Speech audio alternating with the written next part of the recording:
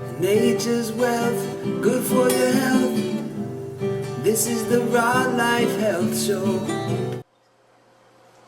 The question was about bad raw foods or unhealthy raw foods and so on.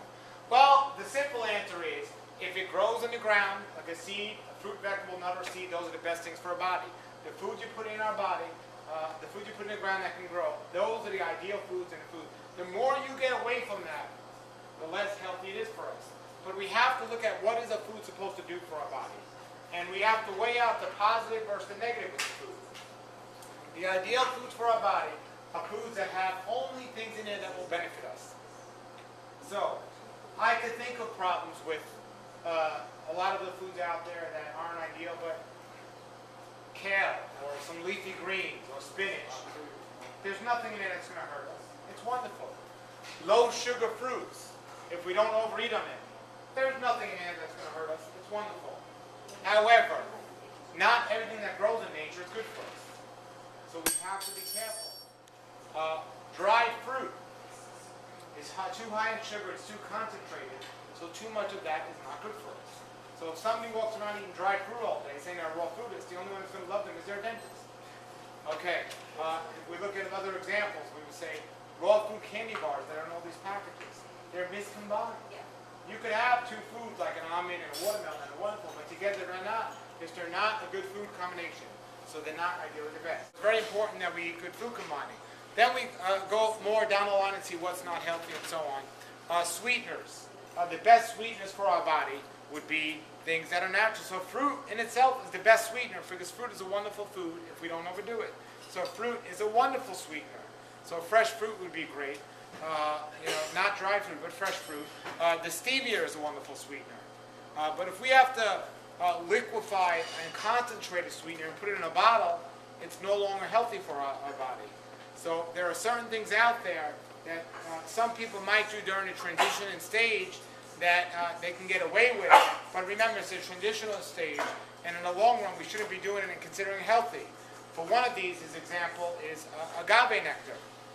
Agave nectar is a very unhealthy sweetener, and we have to be careful. It's almost similar to fruit corn syrup, high fructose corn syrup. So I tell people, save your money, just get the corn syrup.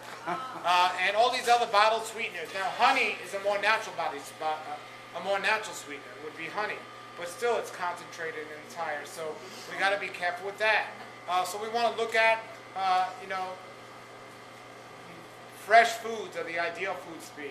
But out of all the foods from there, and they have many of these fresh foods here in this health food store, I highly recommend that people get the foods from the store and everything else. They have a lot of good foods in the store. However, we have to understand that of all the foods out there that are being promoted as healthy, the worst, at the top of the list that I would recommend everyone not do, is raw chocolate, known as cacao. It's very toxic, it's unhealthy, and you meet all the criteria for what's healthy or not. It has some positive things like the antioxidants, but there's so much theobromine and caffeine in there that it weighs out the good. So you're much wiser to go over there and get fresh blueberries for your antioxidants and things like that. The real good raw foods and so on. They have carrot powder here, do they?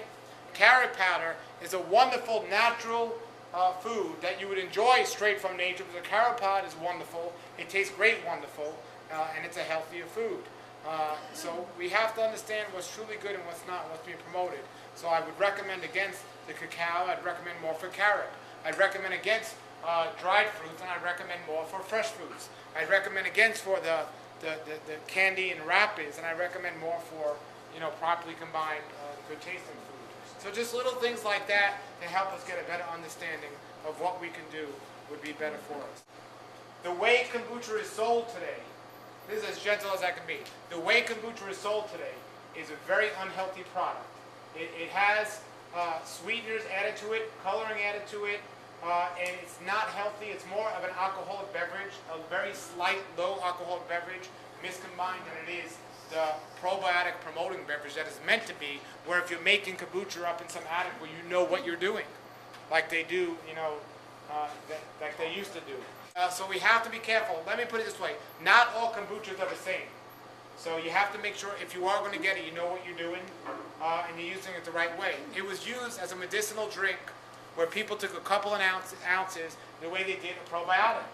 The better you make it taste shows me the worse it is nutritionally, because it's become a medicinal medicine, a natural medicinal medicine, which has been turned into a good tasting beverage.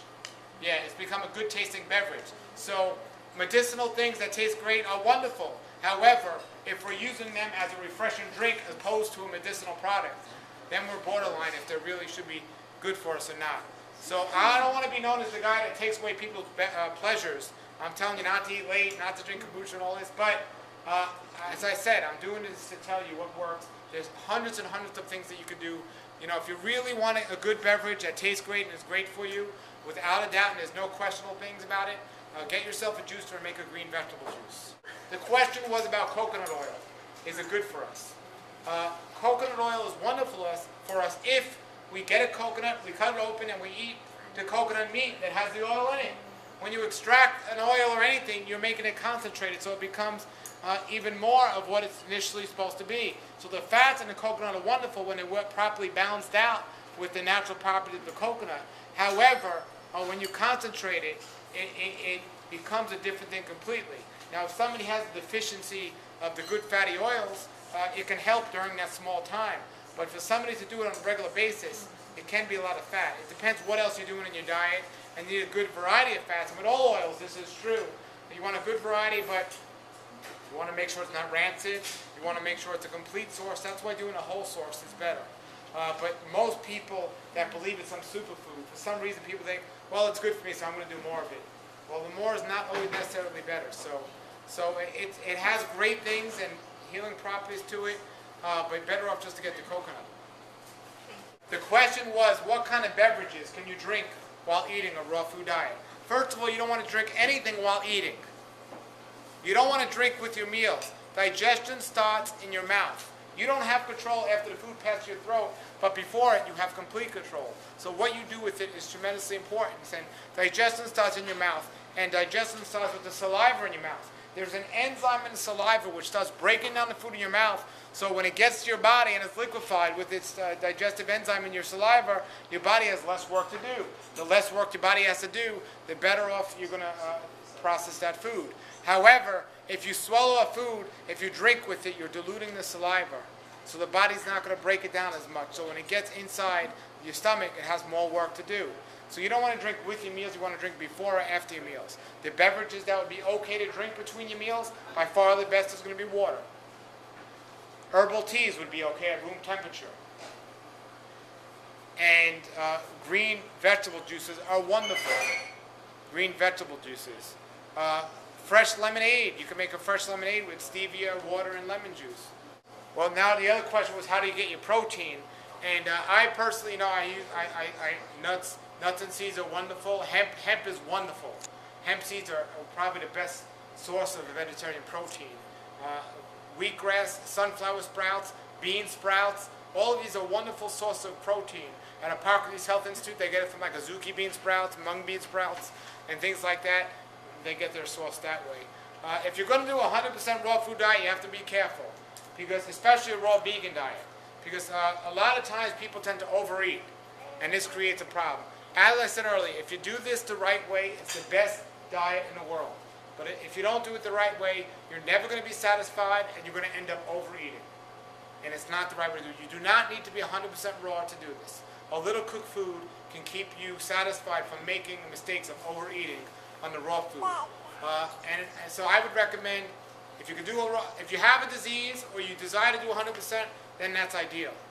Number two, if you're not sure you can do 100% or you don't have a disease, a little less than 100% raw is fine. Number three is, and here's another questionable thing, is you do not need to be a raw vegan. If somebody wanted to do animal products, they need to do it with wisdom and look at the quality of each. So, for example, there's a big difference between drugged up milk that's bought in the store that's processed and raw fresh goat milk that you can get from a farm.